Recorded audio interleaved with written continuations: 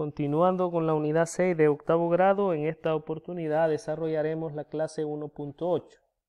Segundo criterio de congruencia de triángulos rectángulos. Problema inicial.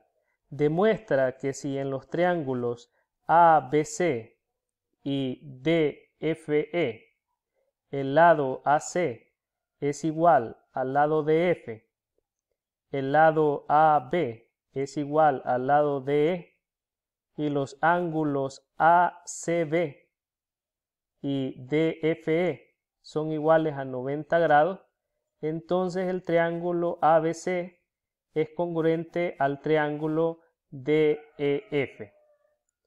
Noten que este problema, en el enunciado del problema, nos indica que los triángulos tienen de igual medida la hipotenusa y un cateto. Nosotros tenemos que demostrar que los triángulos son congruentes. Para ello, vamos a hacer coincidir los lados AC y DF de los triángulos. Son estos dos lados de acá. Noten que al hacerlos coincidir, como lo tenemos en esta imagen, se nos forma un triángulo.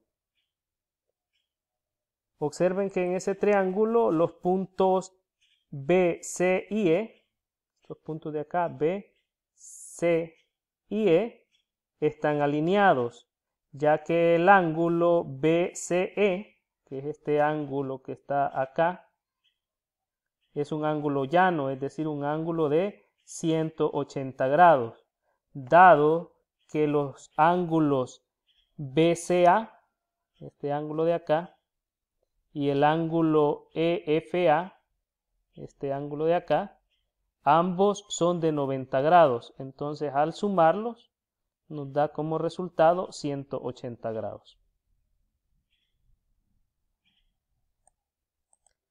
Entonces se nos forma un perfecto triángulo al que llamamos triángulo ABE. Y noten que ese triángulo es isósceles, ya que como lo dijimos anteriormente, los puntos B, C, E están alineados y además el lado AB tiene igual longitud que el lado AE. Esto por hipótesis, porque así lo indica el enunciado del problema.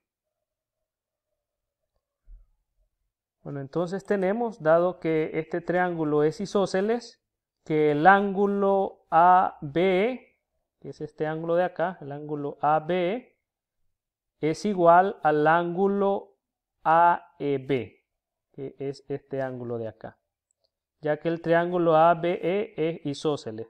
Recuerden, como lo veíamos en una clase pasada, que a lados de igual longitud se oponen ángulos de igual medida. Eso se cumple en cualquier triángulo. Tenemos entonces que el triángulo es isósceles, por lo tanto el triángulo ABC es congruente al triángulo DEF, ya que tienen la hipotenusa y un ángulo agudo de igual medida.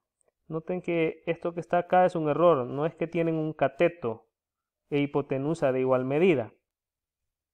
Es porque tienen un ángulo agudo, ambos triángulos tienen un ángulo agudo y la hipotenusa de igual medida. Ese es el primer criterio de congruencia de triángulos rectángulos que vimos en la clase 1.7. Los ángulos agudos son, vistos en esta imagen, son el ángulo ABE, que es este ángulo de acá, y el ángulo AEB, que es este ángulo de acá.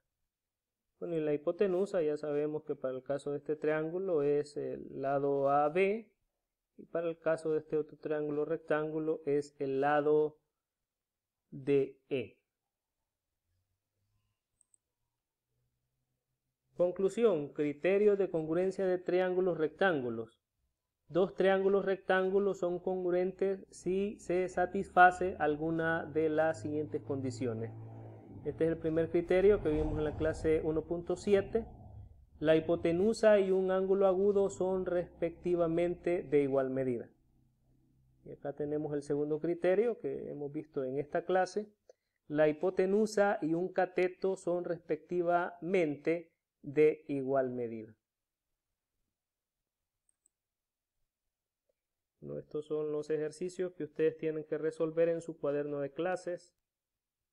Demos lectura a la indicación del primer ejercicio.